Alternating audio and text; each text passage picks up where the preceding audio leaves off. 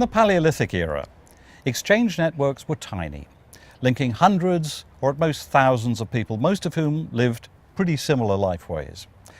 In the agrarian era, they got much larger as populations grew and as the number of settlements expanded. They also got much more diverse as people began to specialize so they could bring different types of information to the exchange networks. And all of this speeded up processes of collective learning. It's not that people got smarter, it's just that there were more of them, there was more information, and over time they got better at sharing their information. Technologies of communication and transportation, once they improved, also sped up these processes. They magnified the size, the diversity, and the efficiency of networks of exchange. Improvements in technologies of communication did a lot to enhance the power of networks of information exchange. The invention of writing 5,000 years ago was particularly important because what writing did was to lock in information over many generations.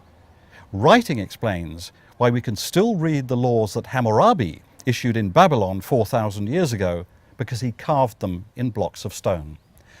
More recently, the invention of paper and printing has revolutionized the storage and dissemination of information. In fact, here I am in Cheongju in South Korea, where the first book was printed using movable metal type. It was actually printed in 1377, which is 78 years before Gutenberg built his press in Europe.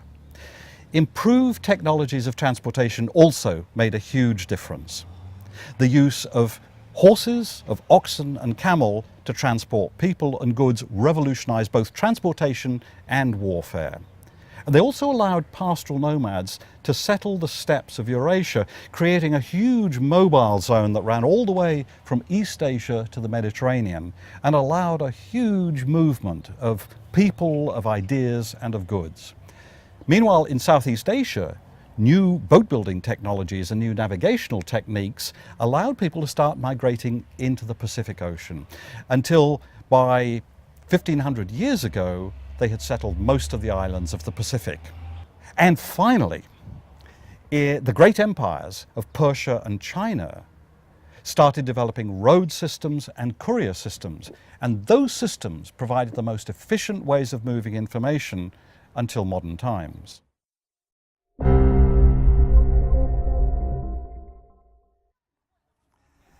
In Africa and Eurasia, long-distance trading systems developed. And what they did was they connected regional and local exchange networks. The first of these carried goods, people and ideas by sea from China, around India, to Africa and the Mediterranean, and backwards. The second is known as the Silk Roads. It carried goods, people and ideas by land, connecting China, Central Asia, India, and the Mediterranean world. As a result of these networks, 2,000 years ago, silk was being traded all the way from China through Central Asia to Rome and Egypt. And at the same time, you could find Roman coins all the way from Britain to Vietnam. 1,000 years ago, wealthy Persian consumers could order specially designed porcelains in China and have them transported specially around India to Persia. In the 1400s, a Chinese imperial fleet went to Africa, picked up a giraffe, took it back to Beijing and presented it as a gift to the emperor. And in the same century, a Muslim traveller, Ibn Battuta, travelled all the way from Morocco to Central Asia to India, maybe onto China. And wherever he went, he encountered Muslims. As Ibn Battuta's experiences show, religions also travelled along these exchange networks. Buddhism, for example, travelled from India through Central Asia to China, Korea and Japan, while Islam travelled from Arabia through Persia to Central Asia to India and Southeast Asia. Technologies also travelled these routes. For example, East Asian techniques of printing, of gunpowder manufacture and also of paper making travelled through Central Asia to the Mediterranean and to Europe. But diseases also travelled these routes, devastating diseases.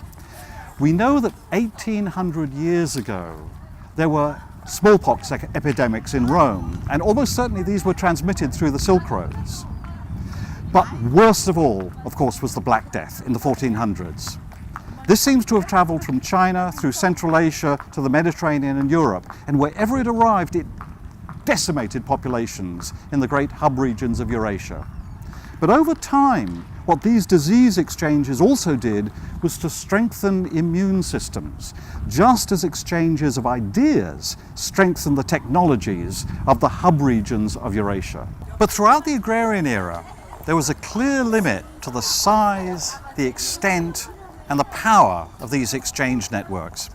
That's because the world was in effect divided into 4 great world zones, between which there was hardly any connection. It's almost as if human history had taken place on 4 separate planets.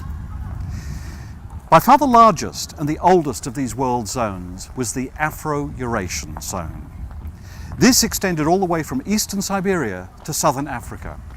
Within this zone, from as early as 4,000 years ago, technologies such as the domestication of animals and the use of metals diffused over wide areas. These technologies had their greatest impact in the hub zones. Those were the zones where there were large populations and very diverse connections. In the Afro-Eurasian world zone, the major hub zones were the Mediterranean and Europe, Mesopotamia and the Muslim world, northern India, and Eastern Asia. The second largest of the world zones was the American zone. This was settled from about 15,000 years ago, but within it there emerged 2 major hub zones with agriculture and agrarian civilizations in Mesoamerica and in the Andes region. These, however, had smaller populations and much smaller and less powerful networks than in Afro-Eurasia. So fewer ideas were exchanged, fewer people, fewer technologies. The third great world zone was the Australasian zone. Here, until very recently, most people, the vast majority of people, lived as foragers, except in the highlands of Papua New Guinea, where there were farming communities. Now this meant that populations were tiny by Afro-Eurasian standards. Exchange networks carried limited amounts of information. But nevertheless, in some areas, innovations accrued, populations began to grow. And it's possible that some societies in this zone were heading, like the Natufians 10,000 years earlier, towards some form of agriculture. The final world zone was the Pacific.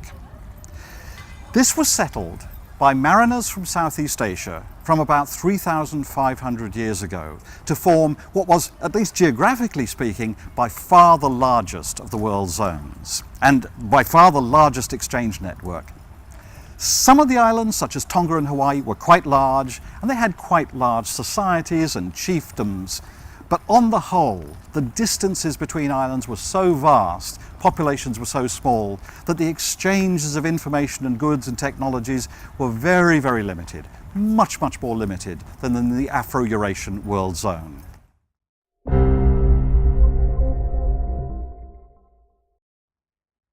Exchange networks seem to have worked most efficiently where populations were densest, most diverse, and most interconnected. And that meant, of course, above all, in the great hub regions of the Afro-Eurasian world zone. But even here, throughout the agrarian era, innovation and growth faced significant limits. The most critical of those limits seems to be associated with a characteristic pattern of rise and fall of populations that you see in all agrarian civilizations. Here's how it seems to have worked. You get an innovation, say irrigation. It allows populations to rise, and they may rise for several centuries. But then, as the great 19th century scholar Robert Malthus pointed out, there comes a point where populations are rising too fast. They're rising faster than innovation. And at that point, you have too many people to feed. Starvation begins to appear. Famines become more regular. Diseases begin to spread. Governments begin to fight over dwindling resources. And eventually, you face catastrophic calamities like the Black Death in the 1400s. If you look at graphs of population growth in agrarian civilizations, you can see this characteristic pattern of rise and falls that we call Malthusian cycles. You can see it over and over again. Then, quite suddenly, in recent centuries, the pattern seems to vanish. And the reason seems to be that rates of innovation increased so fast that they began to overtake rates of population growth. So here's the question. Why did this happen? Why did collective learning become so powerful in recent centuries?